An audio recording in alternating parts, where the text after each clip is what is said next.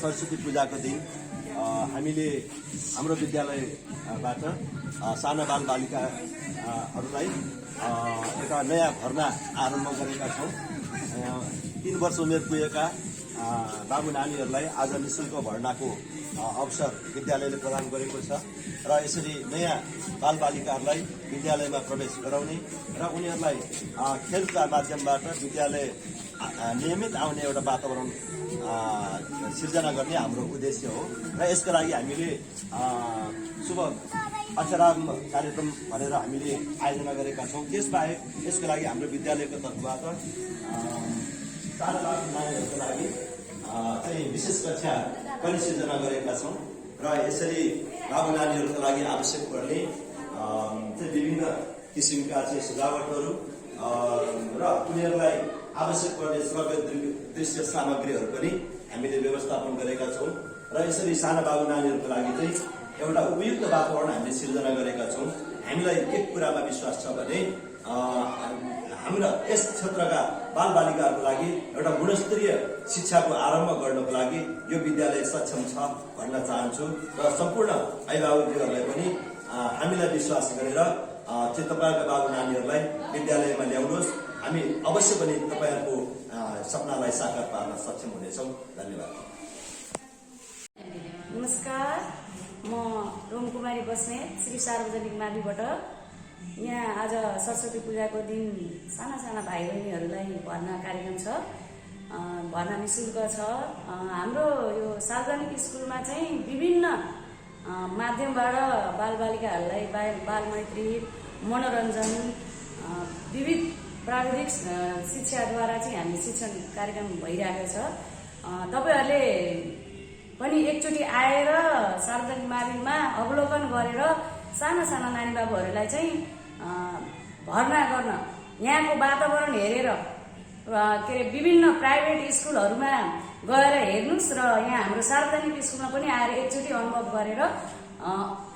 गरेर अवलोकन गरेर एकचोटि हेरेर अनि नानी बाबुहरूलाई के गर्ने, हामीले प्राइभेटमा भर्ना गरेर के गरेका छौँ र हामी सरकारीलाई चाहिँ अवहेलना गरेर के गरेका छौँ।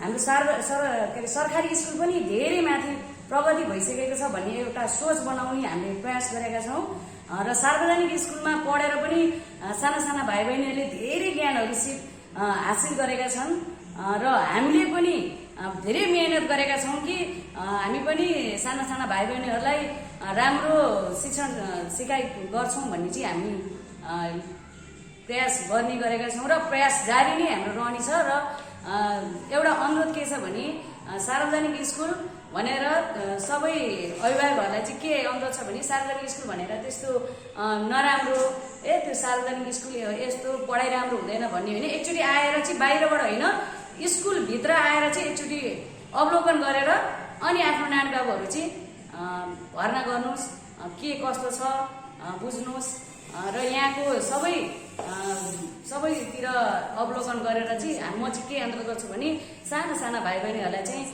शिक्षण सिकाइको लागि चाहिँ सार्वजनिक स्कुल मात्र भन्दिनँ कि सरकारी स्कुलमै भर्ना गर्नुहोस् भन्न चाहन्छु। यति भन्दै मेरो 2 शब्द यहीँ टुङ्गाउँछु। धन्यवाद। नमस्कार, म चाहिँ श्री सार्वजनिक माध्यमिक विद्यालयको शिक्षिका कानुका गौतम। म चाहिँ युकेजी कक्षाको कक्षा शिक्षक। हामीले चाहिँ यस विद्यालयमा बाल मैत्री तरिकाले पठन पाठन गर्ने गरेका छौँ। हजुरहरूले चाहिँ यस विद्यालयलाई आएर अवलोकन गरिदिनु होला। यहाँ चाहिँ विभिन्न शैक्षिक सामग्रीहरू हामीले चाहिँ आफै तयार गर्ने गरेका छौँ। नमस्कार, म श्री सार्वजनिक माध्यमिक विद्यालयको इसिडी बाल विकास शिक्षिका। तपाईहरुलाई आज हाम्रो सरस्वती पूजाको दिन आज हाम्रो विद्यालयमा अक्षराङ्क शिक्षा प्रारम्भ गर्दैछौँ। हामीले आजको दिन एडमिसन गरेको बच्चाहरूको फ्री छुट गर्ने गरेको छ। आज हामीले जति पनि बच्चाहरू एडमिसन हुन्छ उनीहरूको चाहिँ फी लिने गरेको छैन। अनि हामीले यहाँ बाल मैत्रिक शिक्षण गर्ने गरेको छौँ। हेर्नुहोस् न हामीले कति राम्रो गरेको छौँ। हाम्रो विद्यालयमा बच्चालाई बस्ने ठाउँदेखि लिएर उनीहरूलाई कुन तरिकाले उनीहरूले सिक्न सक्छन् त्यो तरिकाले शिक्षण गर्ने गरेको छौँ। एकदमै राम्रो हाम्रो तर्फबाट राम्रो छ। तपाईहरु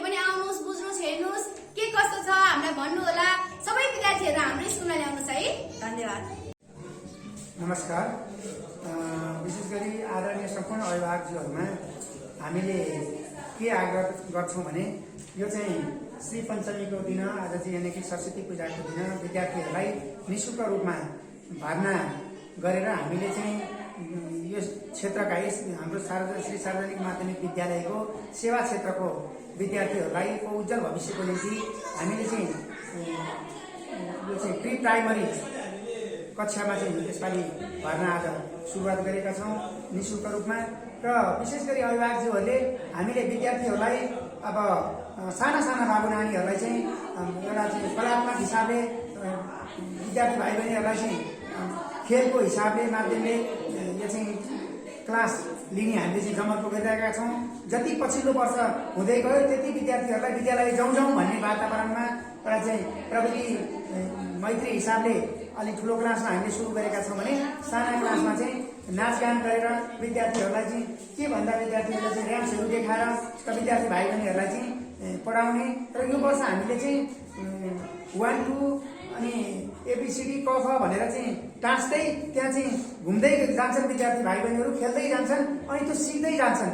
यो चाहिँ त्यो प्ले नर्सरीको रूपमा चाहिँ हामीले चाहिँ कक्षा विकास गरेका छौँ। त्यसो भएको हुनाले यस क्षेत्रका सम्पूर्ण अभिभावकज्यूहरूले हाम्रो विद्यालयमा विद्यार्थी पठाएर गुणस्तरीय शिक्षाको निम्ति यहाँले योगदान गर्नुहुनेछ। विद्यालयले गर्ने सम्पूर्ण कार्य विद्यालयले गर्नेछ र यहाँले गर्नुपर्ने काम अझ घनीभूत ढङ्गले विद्यालयलाई विद्यार्थी पठाएर यहाँले सहयोग गर्नको निम्ति हामी हार्दिक आग्रह गर्न चाहन्छौँ। धन्यवाद। नमस्कार।